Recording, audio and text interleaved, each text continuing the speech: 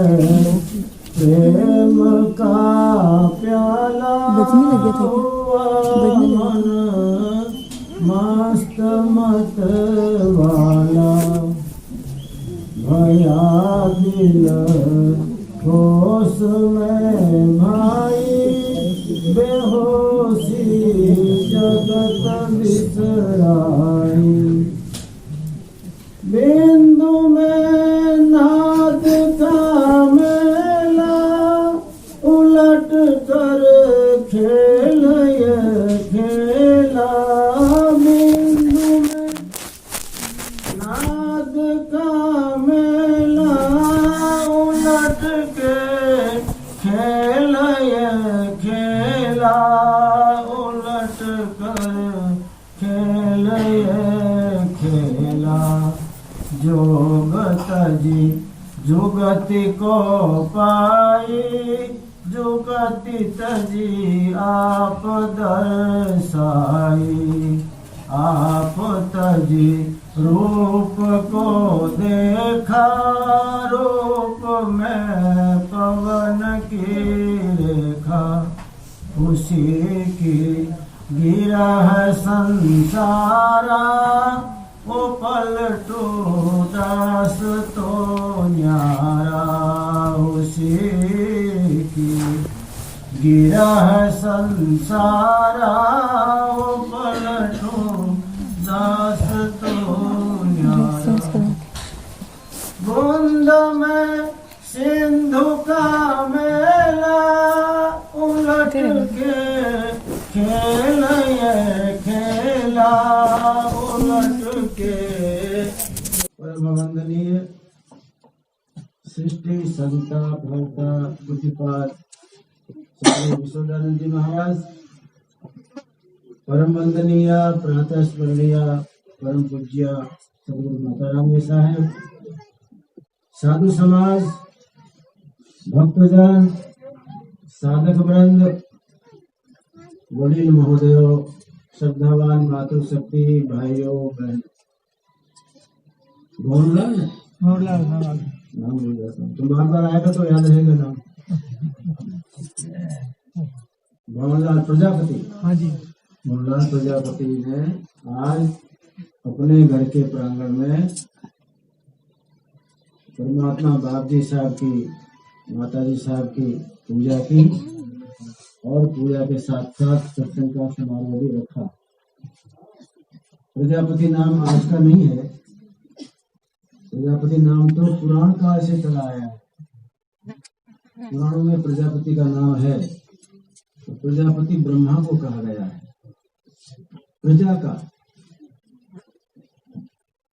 सारी प्रजा का जो पति हो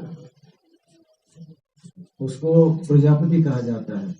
और सारी प्रजा का निर्माण ब्रह्मा जी ने किया।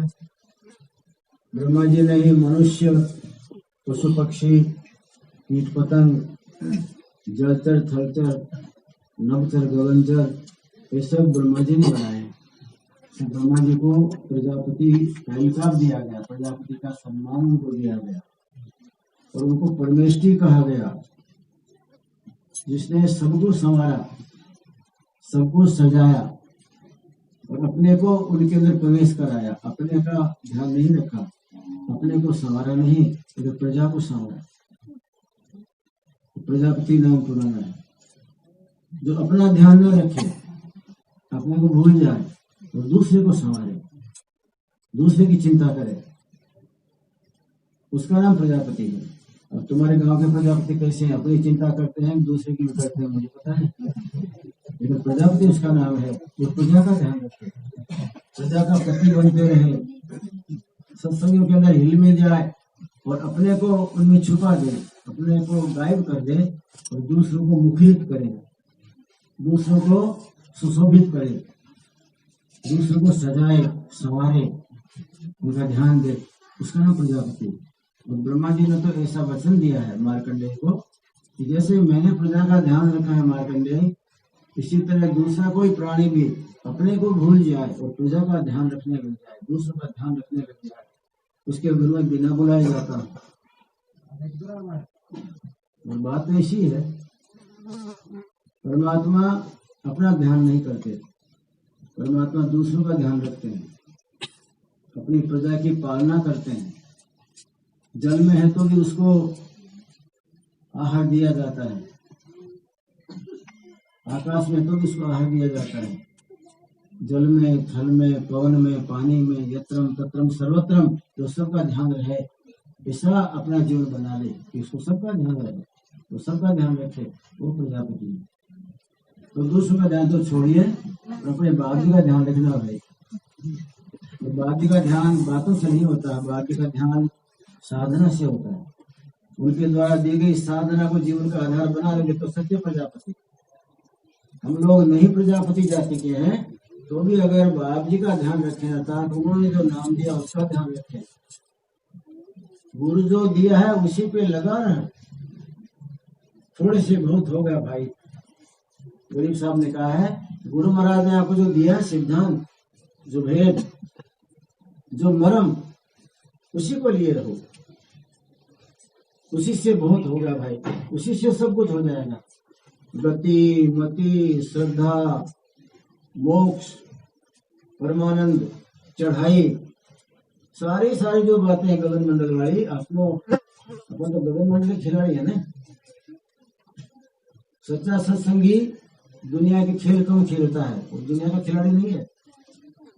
दुनिया की तरफ से मानो उसको बेहोश गिरा जाता है, तो दुनिया की तरफ से मर गया वही जीती जिंदगी मर गया, और दुनिया की तरफ से जिंदा रहे वो यमराजा के द्वारा मारा जाता है। दुनिया की तरफ से जागृत रहे, दुनिया में सावचेत रहे, कहीं ठगाए नहीं, तो इसको छेतर न ले, किसी के चक्कर में न आ जाए, बहुत होशियार, वो यमराज का ग्राहक है, उसको मारता है। और तो दुनिया की तरफ से मर गया, सब दुनिया की होशियारी खो दी, बेहोशी, जगत बिसराई। तो साहब कहते मैंने तो बेहोशी प्राप्त कर ली दुनिया तरफ से, दुनिया में होशियारी में नहीं लगा रहा। सारी आत्मा की ताकत, सारी सुरता का पावर ये दुनिया की होशियारी में लगा दें, तो उस रास्ते में चढ़ने के लिए, गगन मंडल की सीढ़ियां चढ़ने के लिए वहां तो खाली, वहां नहीं चलेगा ना। इसलिए संत महात्मा दुनिया की तरफ से बेहोश नहीं होते, बेहोश हो जाते हैं, और परमार्थ में बेहोश होते हैं, होश रखते हैं परमार्थ का, और दुनिया में बेहोश हो जाते हैं। वो सब काम चला करता है। आपकी एक उम्र आ गई 50, 60, 65 जो भी गिन लीजिए, उसके बाद तो आपका लड़का सब करेगा ना, उसके ऊपर सब छोड़ दिए, और उसको छोड़ देने के बाद में अपना परम पंथ को पकड़ लिए। परम पंथ, परमात्मा का पंथ परम पंथ है, उसको पकड़ने के लिए भी समय चाहिए ना। तो जिंदगी का आखिरी समय जो आपने निश्चित कर लिया हो, इतने वर्ष तक मैंने बच्चों को शादी वादी करके पूरा कर दिया, उनका काम घर बार बना दिए, व्यापार फिट कर दिया, अब तो मेरा खुद का काम तो पड़ा रह गया, वो कौन करेगा। आप दुनिया के काम करने लग जाओगे और दुनिया को संवारने सजाने लग जाओगे, तो आपका काम कौन करेगा, वो तो पड़ा रह जाएगा।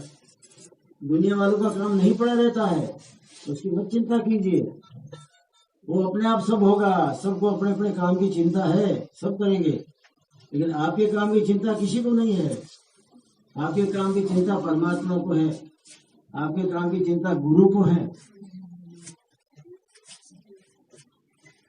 अमरदास साहब गुरु नानक की परंपरा में, एक परंपरा के गादीपति अधिष्ठाता हुए गुरु अमरदास साहब। अमरदास साहब कभी सोते हो रात को, तो उनको गुरु नानक साहब की झांकी आवे। संत महात्मा तो शब्द को पीने वाले, शब्द में रमने वाले, शब्द को ओढ़ने वाले, शब्द को बिछाने वाले, सारा जीवन उनका शब्द में होता है। जो शब्द संतों की जिंदगी का आधार है, वो शब्द को पीने वाला और शब्द को ओढ़ने बिछाने वाला, वो कभी मायूस नहीं होता। लेकिन गुरु नानक की वो रात में कभी कभी छवि देखे तो मायूस देखे, आंखें निकली हुई, चढ़ा तना हुआ, क्रोध में उनको देखे। अमरदास जी का हमने कभी नानक साहब का ऐसा सुना नहीं था। उनकी वाणी में लिखा हुआ है कि परमात्मा परमानंद का स्वरूप है, और इसके अंदर डुबकी मारेगा परमानंद ही मिल जाएगा। ऐसा कैसे, मुझे ऐसा क्यों दिखता है? रोज रोज दिखे, रोज रोज भय में रहे, दिन भर चिंता में रहे। एक दिन प्रकट होके बोले, मैं तुमसे नाराज हूँ। बाप जी आप क्यों मेरे से नाराज हो, क्या बात है? बोले तुम जितना चाहे उतना भजन नहीं करते हो, आश्रम की चिंता ज्यादा करते हो, आश्रम वासियों की चिंता ज्यादा करते हो, और अपना पंथ बाकी पड़ा उसकी चिंता नहीं करते हो, कितना रास्ता काटना है। तब उनको पता लगा, ठीक गुरु महाराज भजन नहीं करते तो मायूस होते हैं, नाराज होते हैं। अब उनकी तो कक्षा ऊंची थी, गुरुमरदास जी की तो ऊंची कक्षा के वो वापस थे, तो प्रत्येक संबंध हो जाता था, बातचीत हो जाती थी। हमारी कक्षा तो है नहीं, लेकिन गुरु जी नाराज तो ही है। ये कभी मत मान लेना कि हम पे फूल बरसा रहे हैं, बहुत बड़ी भूल में पड़ जाओगे आप। हमारे गुरु जी तो बड़े दयालु थे, कृपालु थे, शीलवान थे, संतोषी थे। वो तो थे, वो सब गुरु तो उनके थे ना, उनका एक भी छींटा आपको हमको तो लगा नहीं। वो दयालु थे, कृपालु थे, हमारे में दया की छींटा भी नहीं, कृपालुता का छींटा भी नहीं। वो साधना की बाबत में शून्य, जीरो। संत महात्मा अपने शिष्य को जब बेहोश देखते हैं परमार्थ की तरफ से, तो संसार में बाहोश देखते हैं, तब उनकी आंखों में से अश्रुपात होता है, पश्चाताप होता है। तो मैंने गलत ठिकाने नाम दे दिया, मैंने गलत व्यक्ति का हाथ पकड़ लिया। इसको भी और 4-5 जन्म तक यमराजा के वहां घसीटे घसीटे जाने की जरूरत थी। बहुत कपड़ा मेला होता है तो उसको फिर धोबी को दिया जाता है। हम बोल देते कि धोबी ये भाई बहुत समय से गंदा हो गया है, हमारा कपड़ा बिछाने का है। लोग मांग के ले जाते हैं, बिछाते हैं शादियों में, विवाहों में। इसको तुम ले जाओ, बोले साफ नहीं होगा तो कोई बात नहीं, इसको सोडा डाल के उखाड़ो मेरे पीठ के अंदर, और फिर उसको निकाल के फिर उसके ऊपर डंडी मार मार के तो सोडा में उकालेगा, और दिन भर उकल के जब वो एकदम मैला उसका छूट जाएगा, उसके बाद डंडे मार मार के उसको शुद्ध करेगा। इसलिए जमराज को सौंप देते हैं संत महात्मा अपने शिष्य को, तो भैया अभी ये बहुत मैला है, जैसा हम चाहते थे शुद्ध हो जाए, सफेद हो जाए, ऐसा हो नहीं रहा है। इसको ले जाओ, थोड़ा इसको 84 के उसमें पीप में इसको उखाड़ो, इसमें सोडा डालो, तकलीफ में डालो, हिलाने में डालो, परेशानी में डालो, और पश्चाताप करता है ना जीव, तो उसके पाप पड़ते हैं। या तो भजन कीजिए तो पाप उड़ जाते हैं, सारे के सारे भस्मीभूत हो जाते हैं, या फिर जिंदगी में पश्चाताप कीजिए, हाय हाय में मरिए, तड़फिए, और रोग के अंदर में कीड़ों को निकाल निकाल के मर जाइए। तो कुछ कर्म करते हैं, ज्यादा कर्म तो भजन से करता है। भजन बड़ी तलवार, नसीबता गिरनार के पहाड़ पर जाया करता था, भजन बड़ी तलवार राधे गोविंदा, नहीं करो तो खाओगे मार राधे गोविंदा। अरे भाइयों, भजन नहीं करोगे तो मार खाओगे, यम रह जाएगा, और यम को काट डाला तो भजन बड़ी तलवार, बहुत बड़ी तलवार है भजन। भजन का प्रहार करते जाओ, भजन का प्रहार करते जाओ, रात को बैठ के जगत के जगदीश्वर को रखते जाओ, उससे तार जोड़ते जाओ, टूटेगा फिर जोड़ते जाओ, फिर टूटेगा फिर जोड़ते जाओ, एक दिन आप ही जीतोगे। वो तोड़ने वाला जो मन है, वो तार को तोड़ने वाली जो माया है, वो हारेगी एक दिन, अगर आप लगे रहोगे तो। वो भजन की तलवार आपको जब मिल गई, तो उसके बाद तो काल के, कर्म के, माया के, मोह के, सब के इकट्ठे हो जाते, टुकड़े हो जाते। भजन बड़ी तलवार। पलटू साहब ने कहा, पलटू दास तो न्यारा, मैं तो ये न्यारा हो गया। उसी में पवन की रेखा, माया जहाँ पलटू साहब भजन करके जिस कक्षा पहुंचे शून्य शिखर पर, वहां भी माया सूक्ष्म पवन के स्वरूप में है। जिसे पवन नहीं दिखता है, लेकिन वो स्पर्श करता है, हमको चलता तो पता लगता है। ऐसे ही वहां माया नहीं, महामाया, निरंजन निराकार में महामाया, और उस महामाया ने स्पर्श किया। तो पलटू साहब ने कहा कि मैं जाना कि ठीक, ये अंत में मेरे पीछे आई है, मैंने खेल खेला है, ये मेरी आत्मा के बिंदु में नाद को प्रकट करने के लिए मैंने रात और दिन को एक किया है। माया नहीं चाहती संगों से निकलूं, तो माया रेखा बन के, रूप बन के पीछे पड़ी, कहते रूप को त्याग दिया, त्यक दिया, त्यक्तम रूप हुआ, मैंने रूप को त्यागा, रूप को त्यागा तो कौन बन गई, कौन बन के सूक्ष्म बन गई। सूक्ष्म माया भी तो अंत में मौत का कारण बन जाती है। सूक्ष्म बीज होता है राय के दाने जितना, बड़का वृक्ष बनता है तो दुनिया भर के पशु पक्षी बैठे रहते हैं। बीज बड़का छोटा सा राय के दाने जितना होता है। बीज छोटा सा है, लेकिन अगर उस बीज को पोषण मिलेगा तो वो आपके ऊपर आच्छादित हो जाएगा, आपको ढूंढ लेगा, आपकी साधना सब गायब हो जाएगी। पटू साहब ने कहा मैंने बहुत ध्यान रखा, बहुत सावधानी रखा, और मैं हरदम कदम फूंक फूंक के चला हूँ। ये संसार असार जाने में फूंकी फूंकी पक गई हूँ। मुझे मालूम है संसार असार है, इसका नाम ही असार है तो संसार है। यह न सार है स संसार है। संसार शब्द का अर्थ किया जाए संस्कृत के हिसाब से, यह माने जिसमें न सार है, जिसमें कोई सार नहीं, कोई तत्व नहीं, कोई निचोड़ नहीं। यह न सार है स संसार है, जिसमें कहीं कोई सार नहीं है। न उसकी जड़ में सार है, न उसके डाली में सार है, न तने में सार है, न उसके पत्तों में सार, न फल में। तो विष वृक्ष है, विष फल दिए उपाय। कबीर साहब ने बीजक में कहा ये संसार का जो बहुत बड़ा वृक्ष है, इसमें विष फल दिया उपाय, उसके फल चमकीले दे के मत खा देना, विष फल। इस संसार में माया ने विष के फल बना दिए आपको फंसाने के लिए। इसलिए पटू साहब ने कहा मैंने तो गुरु महाराज की दी हुई दृष्टि से देखा, इसमें भी आया है तुम दृष्टा हम दृश्य बने हैं। पूजा के अंदर पूजा का बहुत ध्यान नहीं दिया हमने। पूजा तो घर घर में हुई है, तो पूजा का ध्यान नहीं दिया कि पूजा आज सबके घर में हो रही है, और हजार बार आप हम पूजा में सम्मिलित भी हुए हैं। सबके घर में जाते हैं ना सत्संगों में, वो सब जगह हिलते मिलते भी हैं, हम उसके अंदर में साथ होते भी हैं, और बोलने में सबसे आगे हमारा नंबर होता है। लेकिन वो पूजा के जितने तत्व उसमें से एक भी निम्न तत्व भी हमारे नहीं उतरा, तो पूजा तो हंसती है आपके हमारे ऊपर। तुम दृष्टा हम दृश्य बने हैं। ये परमात्मा आप दृष्टा हो, आपकी दृष्टि मेरे ऊपर है। दृष्टा किसका नाम? जिसकी दृष्टि सबके ऊपर है। अभी जैसे मैं बैठा हूँ और सबके ऊपर देख रहा हूँ, तो मेरे देखते में आप कभी कोई बुरा कर्म नहीं करोगे, जानोगे कि महाराज बैठा पाठ तो सबको देख रहा है। और आप प्रार्थना बोलते हैं तुम दृष्टा, आप सबको देख रहे हो परमात्मा। आप सन्निश्चय करके तख्त पे बैठ के और सबको देख रहे हैं, और परमात्मा तो सारे विश्व को, आकाश को देखते, पाताल को भी देखता है। उसकी सूक्ष्म दृष्टि पाताल में भी जाती है। आप दृष्टा हैं, हम आपके आगे दृश्य बने हुए हैं, हम नजारे बने हुए हैं।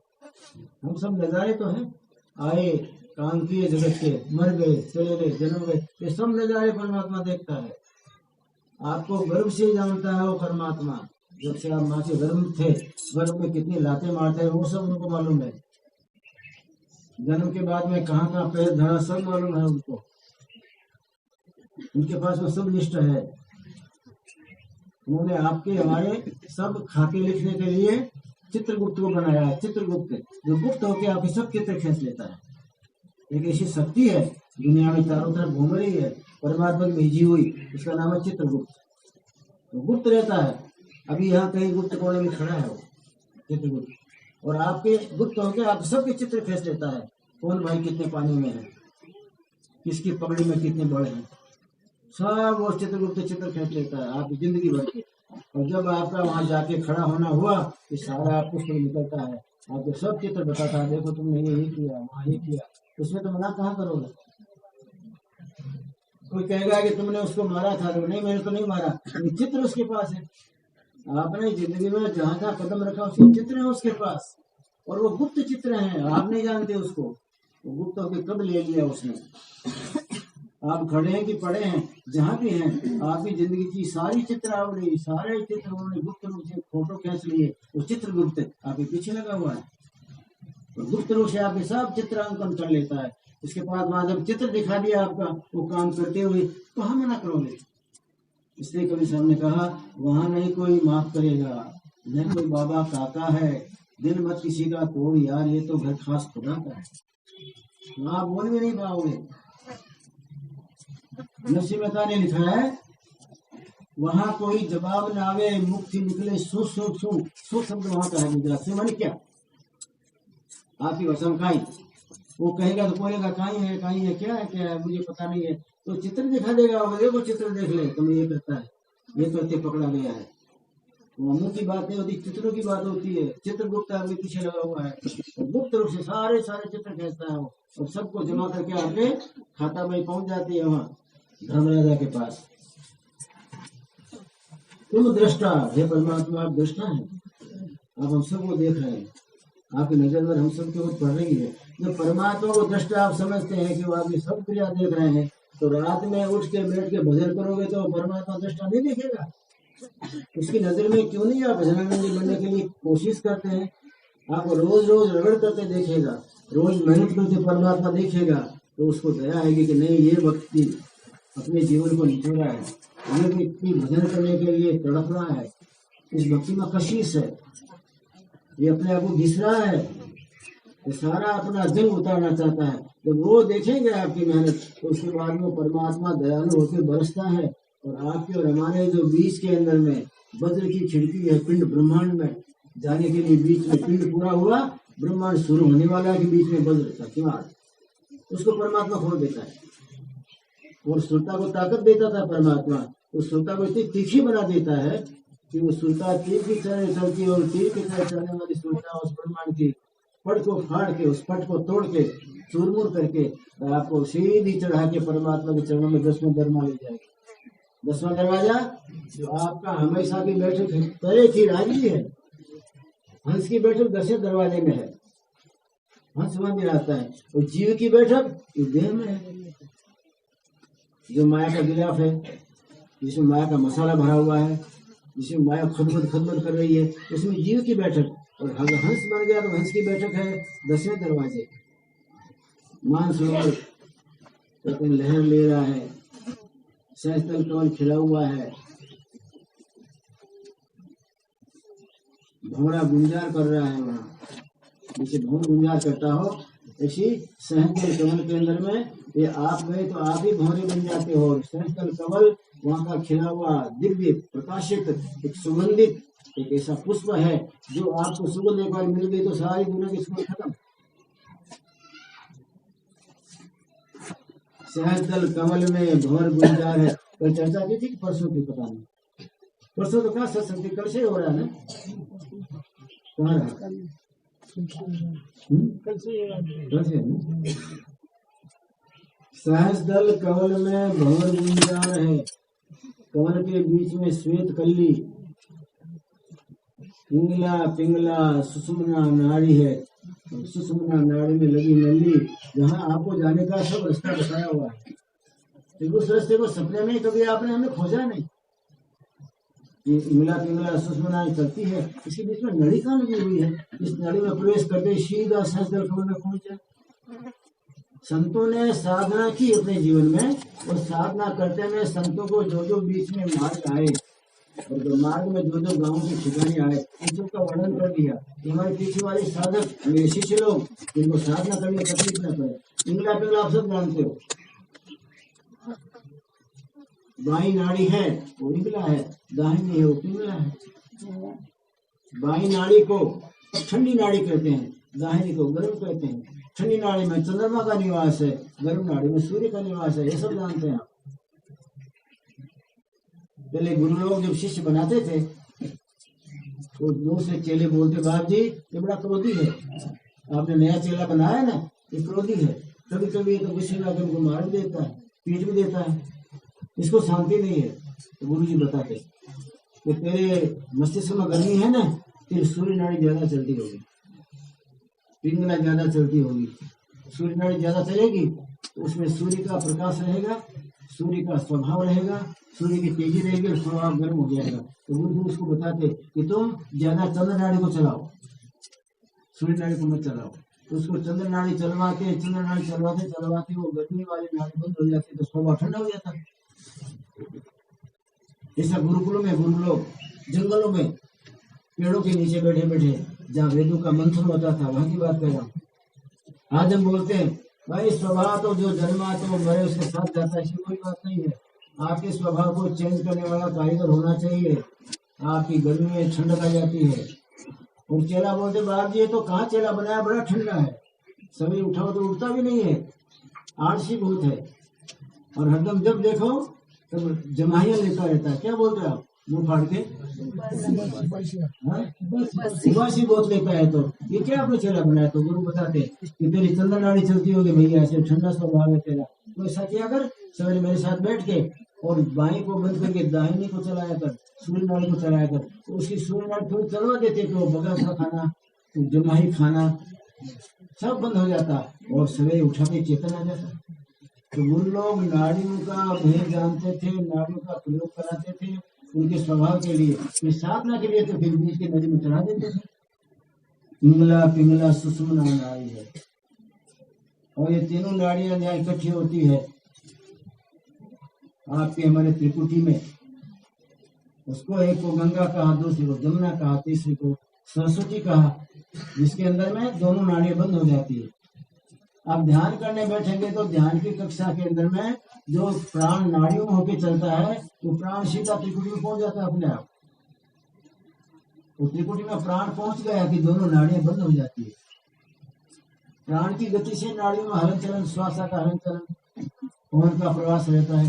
ध्यान के अंदर थोड़ा भी अगर टिक गया आपका मन, आप मन को टिकाना थोड़ा भी जान लिए, ध्यान में थोड़ी सी लगन लगने लग जाए, संसार झूठा लगने लग जाए, संसार में काम कीजिए, रमो, संसार में खेलो कूदो सब करो, लेकिन संसार के बन के मत खेलो कूदो,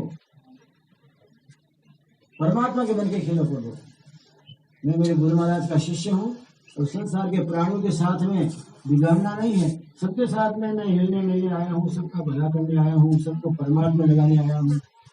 मैं किसी को ठगने, प्रपंच देने, मैं झूठ बोलने नहीं आया, मैं तो मेरा जीवन सुधारने आया हूँ। लेकिन संसार में परमात्मा ने मुझे जीवन दे दिया है, एक परिवार कुटुंब दे दिया है, तो सबको परमात्मा के मार्ग लगा दूं, सबको जीवन जीने की कला सिखा दूं, सबको परमात्मा की घूंट पीना सिखाऊं, सबको प्रेमी बना दूं। इसलिए परमात्मा के बन के आप यहाँ काम कीजिए, और परमात्मा के बन के यहाँ काम करेंगे तो वो सब किया हुआ काम भक्ति है आपकी। संसार में रम गए, संसार के बन गए तो सत्यानाश हो गया, संसार के बन गए तो माया को मौका मिला, और फिर माया ने ऐसा पछाड़ा कि खाली इंगला पिंगला में श्वास चलता रहा, चंद्रमा सूर्य, चंद्रमा सूर्य। चंद्रमा सूर्य तो आपके हमारे दुश्मन है, चंद्रमा सूर्य ये आपके हमारे दुश्मन है। आप सवेरे उठ के भले कभी कभी लोटा चढ़ाते होंगे सूर्य को, मैं कितने को देखता हूँ, पहले मैं भी चढ़ाता रहा, आप तो एक लोटा चढ़ाते हो, 3 चढ़ाता था सूर्य की तरफ देख के, फिर वहां खड़े खड़े घूम लेते हैं। अरे प्रदक्षिणा हुई कि सूर्य के प्रदक्षिणा करने कौन बाप जाएगा वहां, उसको उल्लू बनाने के लिए वही खड़े खड़े 3 प्रदक्षिणा कर लिया। इसमें नहीं क्या वो सूर्य को प्रदक्षिणा करना चाहिए ना, तो सूर्य के पैरों में आया हुआ है, वो तो आकाश मंडल में है, 14 करोड़ मील दूर है यहाँ से, 25 से 30 हजार गुना मोटा है, कौन काका प्रदक्षिणा करेगा उसकी? वो कर लेते हैं, पानी गिरा देते हैं, ये प्रदक्षिणा नहीं है। सूर्य आज होगा और शाम को अस्ताचल में चला गया, दिन में उगे सांझे हाथ गया ना, तो एक इतना समय आपकी जिंदगी में कम हो गया। सूर्य बोलता है कि मैं सवेरे उगता हूँ, शाम को जाता हूँ, तो तुम्हारी जिंदगी का एक दिन खाने चला जाता हूँ। तो सूर्य से तो गिनती होती है ना, 1 दिन हुआ, 2 दिन हुआ, 3 दिन खाया, 4 दिन खाया, 1 महीने आप लोगों को खाया, तो हमारा जिंदगी का 1 महीना खत्म हो गया। 100 वर्ष की जिंदगी लेके आए तो 1 महीना खत्म, सूर्य खा गया, रात आपकी चंद्रमा खा गया, दिन आपका सूर्य खा जाता है, रात आपकी चंद्रमा खा जाता है, आप खाली हाथ मलते रह जाते हो, कुछ इकट्ठा नहीं कर पाते। आपको चंद्रमा न खा जाए, रात को दिन को सूर्य न खा जाए, इसलिए आपको अपने अंदर में रहे हुए चैतन्य को पीने की कला सीखना चाहिए। और ये कब तक खाते रहेंगे? जब तक आपकी सूर्य नाड़ी और चंद्र नाड़ी, पिंगला और पिंगला चालू रहा करेगी, प्राण इन्हीं में संचार करेगा, तब तक आप खाते जाओगे उन लोगों के द्वारा, सूर्य चंद्रमा के द्वारा। इनमें प्राण न चले, इनमें श्वास ही न चले तो सूर्य कहाँ रहेगा? दाहिनी नाड़ी चले ही नहीं तो सूर्य कहाँ रहेगा? दाहिनी नाड़ी चले ही नहीं, चंद्र कहाँ रहेगा? ध्यान करने वाले की धीरे धीरे नाड़ियों में चलने वाली पवन की गति कम होती जाती है, और कम होते होते एक समय दोनों बंद हो जाती हैं और प्राण ऊपर के ऊपर चढ़ने लग जाते हैं। उस समय सूर्य चंद्र दोनों अस्त हो जाते हैं। उन्होंने फरमाया, धर्मदास, जिसके साधना करते करते सूर्य और चंद्रमा अस्त हो गए, गल गए, तो उसके अंदर महासूर्य उगता है उसके बदले में। ये सूर्य और चंद्रमा अस्त हो जाए, गल जाए, तो इन सूर्य चंद्र के हाथ हो गए, आप समझो ना, हाथ गया, सूर्य और चंद्रमा आज जाए आपकी नाड़ियों में, दोनों नथनों में, नाक में, तो फिर महासूर्य उगता है ऊपर, और महासूर्य उगते फिर आपके जन्म जन्मांतर खत्म हो जाएगा। तो मनुष्य का जन्म महासूर्य उगाने के लिए है।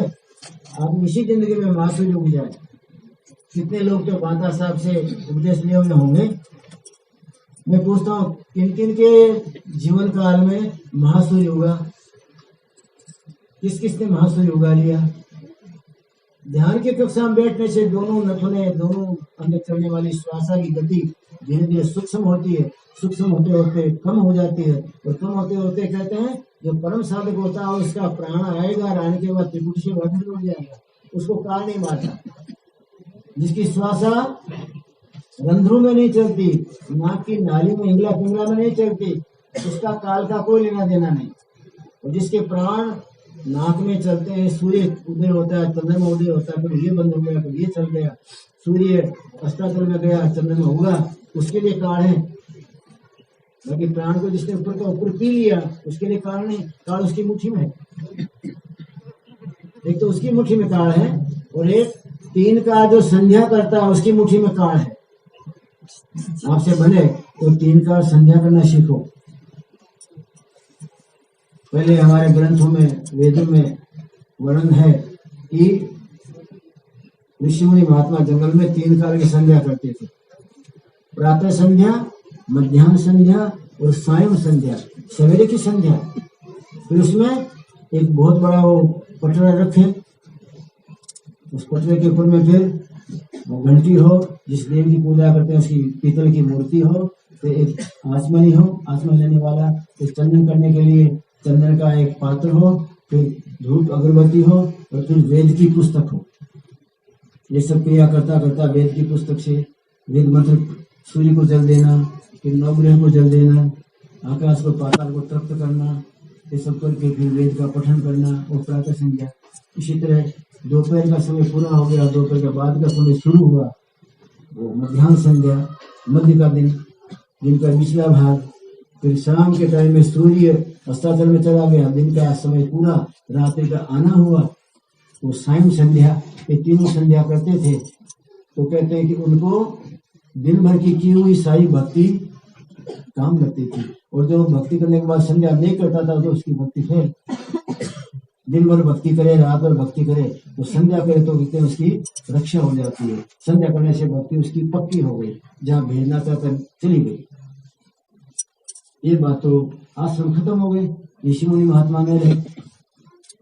तो अपने सब जानते हो ये संध्या कब होगी, हमसे काम कब करेंगे दुनिया की, हमारे ऊपर जिम्मेदारी वो कब निभाएंगे।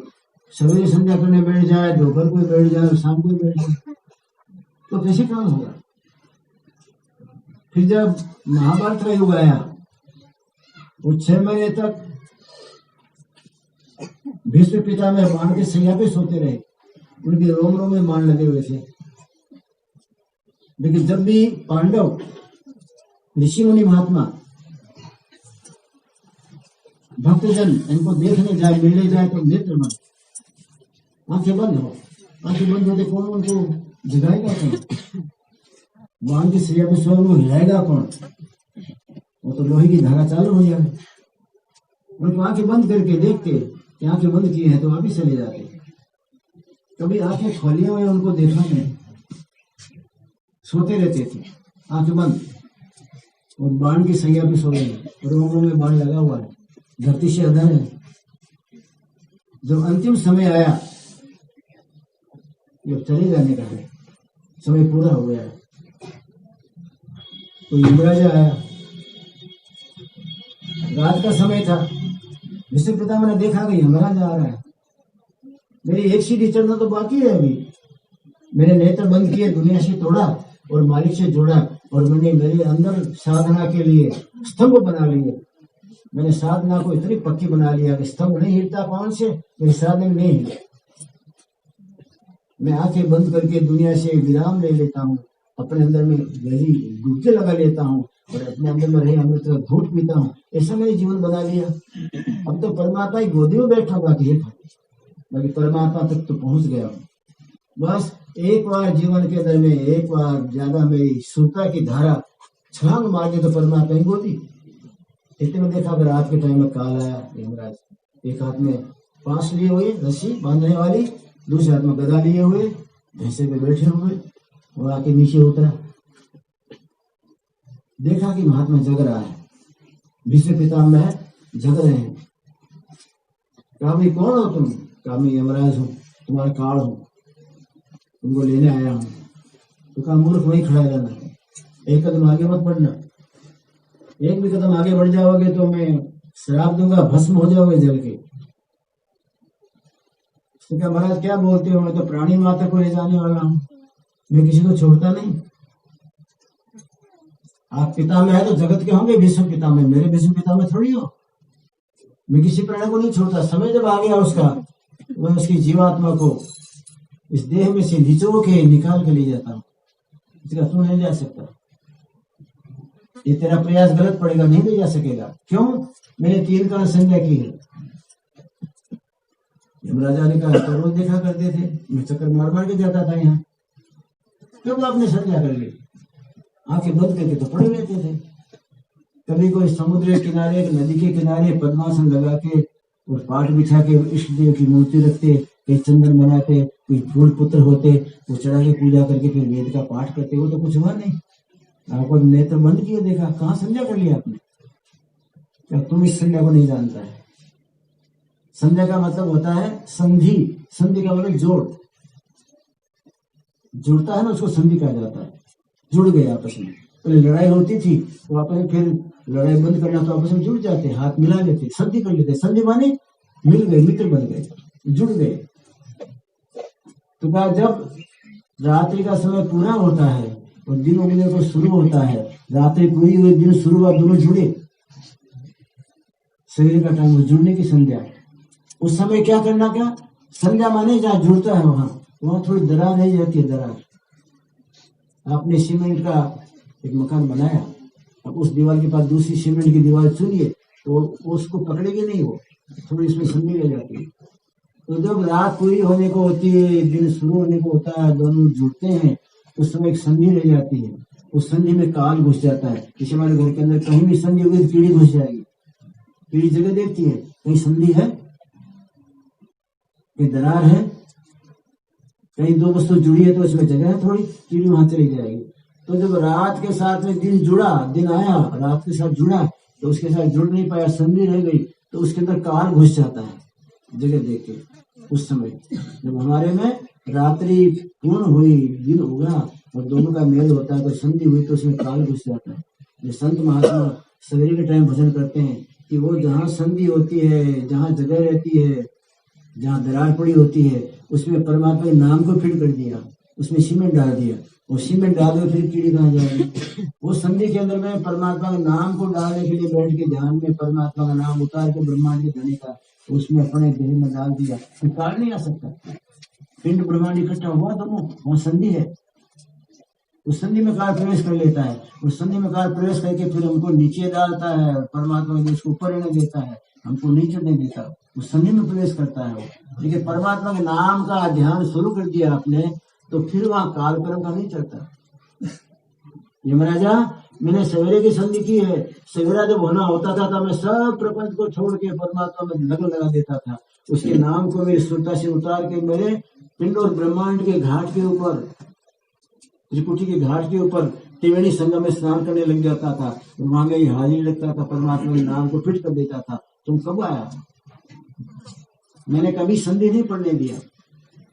सवेरे के टाइम में, दोपहर के टाइम में भी मैं परमात्मा के ध्यान में लग जाता था। जानता था कि यमराज संधि देख के, जगह देख के, तो दरार देख के, तट देख के उसमें घुस जाएगा, तो मैं उसमें घुस जाता था।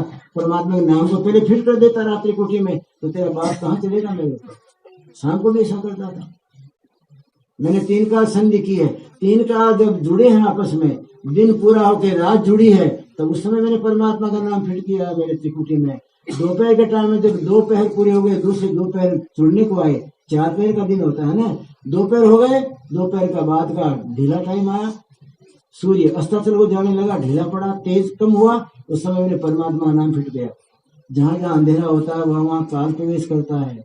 जहां जहां संधि होती है, दरार पड़ी रहती है, जोड़ होता है, वहां काल प्रवेश करता है। लेकिन मैंने खूब सावचेती रखी है, मैं हरदम सावचेत रहता था। सवेरे के टाइम भजन करता था, 3 घंटे खींच दिए, दोपहर को 3 घंटे खींच दिए, शाम को 3 घंटे परमात्मा के नाम के खींच के मेरे पर बरसा लेता था, फिर नहीं करता था। अब तो मेरी एक सीढ़ी बाकी है भाई, उस सीढ़ी के लिए तेरी चुट्टी चलेगी नहीं, क्योंकि मैं जहाँ सीढ़ी पे चढ़ना चाहता हूँ तो शून्य शिखर के ऊपर की बात है। शून्य शिखर में तेरा बाप भी नहीं पहुंच सकता। तुम तो पिंड में जो रचा पचा आदमी है, देह के भोगों में रचा पचा है, उस भोगी को तुम ले सकते हो ना, योगी को नहीं ले सकते। काल योगी को नहीं पकड़ सकता, भोगी को पकड़ता है। हरदम भोगों में लिप्त रहेंगे, फिर देह का भोग नहीं, आपकी वाणी का भोग होता है। आंख से दुनिया को देखते हैं, टेढ़ा देखते हैं, सीधा भी देखते हैं, क्रोध करते हैं। आपके आंख का उपयोग किया, आंख को भोगा नहीं आपने, आंख को भोगा तो कभी कभी मारे जाओगे। यमराजा कभी आंख से प्राण निकाल लेता है, कभी मुंह से निकाल लेता है, कभी ब्रह्म कुहर को तोड़ के कपाल फोड़ के निकाल लेता है, कभी देह में से निकाल लेता है, कभी मलमूत्र के दरवाजे से निकाल लेता है। वो जगत के भोगी को तो ले जाता है, क्योंकि योगी तो इन दरवाजे में होता नहीं। योगी तो ऊपर में विहरता रहता है।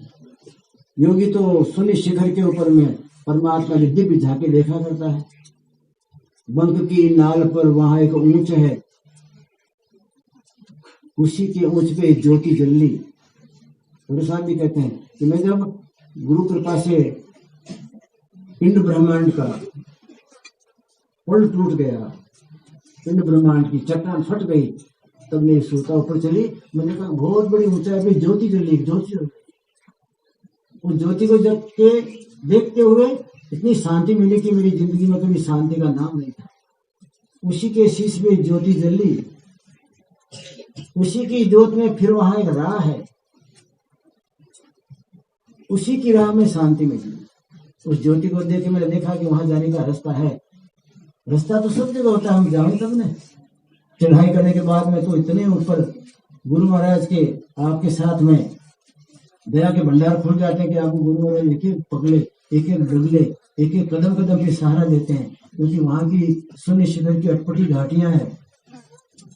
मंगनाल में चढ़ाई की है तो मंगनाल में वहां का बांका टेढ़ा मेढ़ा ऐसा रास्ता है। मंगनाल की 20वीं घाटी कोई समय लिखा है, फरमाया है रूपमती मंगनाल को प्यार करो, ये जिंदगी मत रखना विचार, मंगनाल को पार करो। और पार करो तो 20वीं घाटी है, भयंकर घाटियां हैं वहां। लेकिन वहां कोई बात नहीं, गुरु को याद करो, गुरु का परवाना दिखाओ, सर्टिफिकेट दिखा दो, आईडी दिखा दो अपना, कौन आपका बाप है, कौन आपकी माँ है, कहाँ के रहने वाले हो, आईडी देके सब आपको फ्री कर देते हैं। इसी तरह साधना के पथ में भी परवाने हैं, परवाने दिखाइए। परवाना है ही नहीं तो क्या दिखाओगे। हमारे सौराष्ट्र में रवि नाम एक अच्छे महात्मा हो गए, उनको जब कहते काल ने रोका तो रवि राम ने अपने पास रखा हुआ गुरु का परवाना दिखा दिया, तो देख ले परवाना मेरा। कहते परवाना देख के काल बंद हो गया। और काल से कहा, काल मैं अब नहीं आऊंगा बार बार इस मृत्यु लोक में, तुम बार बार हो तो मिलता है ना, तेरे राज्य में आता हूँ, मृत्यु लोक में आता हूँ तो तुम बार बार मिलता है, फिर चढ़ाई करता हूँ तो बार बार रोकता है। अब तो ऐसा परवाना मिल गया कि मैं आऊंगा नहीं, जाऊंगा नहीं, तुम तेरे मृत्यु लोक में भटका कर मैं तो कोई उपराध नहीं करूंगा, क्योंकि मेरे गुरु ने पक्का परवाना दे दिया। अब नहीं आऊं, अब नहीं जाऊं, गया आना जाना हमारा था ना। अब नहीं आऊं, अब नहीं जाऊं, अब नहीं धरो झूठा बाना। ये सही झूठा बाना है, आज हर कल नहीं तो झूठा हुआ ना। 5 वर्ष के बाद में तो उस भाई का नाम भी कोई नहीं लेता, उसकी पीढ़ी खत्म। ये झूठा बाना है। ऐसा बाना, ऐसा शरीर, ऐसा वेश बनाइए जो कभी आवे भी नहीं, जाए भी नहीं, एकदम शाश्वतम हमेशा रहे। राम ने कहा यमराजा मैं आऊंगा भी नहीं, जाऊंगा भी नहीं, तेरे मेरे सब फट गया मामला, देख ये मेरे पास परवाना है। अब तो ऊपर ऊपर घूमने का है, ऊपर का रस पीने का है, वो झेल पीने वाला जीवन में जीने पाऊंगा ही नहीं, ललका उसको। अब नहीं आऊं मैं तो अब नहीं जाऊं, अब नहीं धरूं झूठा बहाना, कहे रवि राम गुरु लिख दिया हमको सत्य नाम का परवाना। अब नहीं आऊं मैं तो अब नहीं जाऊं, अब नहीं आऊं भाई अब नहीं जाऊं, अब नहीं धरूं रे झूठा बहाना, कहे रवि राम गुरु लिख दिया हमको, कहे रवि राम गुरु लिख दिया हमको सत्य नाम का परवाना। अब नहीं आऊं भाई अब नहीं जाऊं। आप भी परवाना लिखा लीजिए ना सत्य नाम का, वो छाती ठोक के जम के सामने दो वचन करने की ताकत प्राप्त कीजिए। थोड़ा ध्यान भजन में चित्त को लगाइए, थोड़ा संसार से ऊपर उठिए। 3 काल की संध्या मत करो, लेकिन रात के टाइम में थोड़े गफलत में से साचेत बन के और अपना रास्ता बाकी पड़ा है, मेरा रास्ता काटना है, मंजिल दूर है, ऐसे मन में हाय खाके तो थोड़ा थोड़ा भजन करने जाएंगे तो वो मालिक तो दयालु है और परवाना लिखते कोई देर नहीं। तो परवाना मिल गया तो काल कर्म आके चरणों को चाटेंगे, सामने से हजूर आएगा, ऐसा जीवन धन्य बने। परमात्मा कृपा करे, आपकी साधना के प्रति थोड़ा रुचि बढ़े, साधना वाला जीवन बनाए थोड़ा, और इसी जिंदगी में खुशबू लाओ ना, सुगंध सुगंध फूटे, ऐसा जीवन बनाइए, ऐसा शुभ भाव हमारा। इसके साथ विराम बोले सदगुरुदेव महाराज की। गुरु भाई को खूब खूब, बाप जी और माता जी दोनों का खूब आशीर्वाद। इसने आप हम सबको इकट्ठा किया, इसके घर में पाठ हुआ और पाठ के साथ में इसके घर में गुरु महाराज की दया चारों तरफ बिखरी और चारों तरफ बिखर के सारा वातावरण इसका दिव्य बना। इसके लिए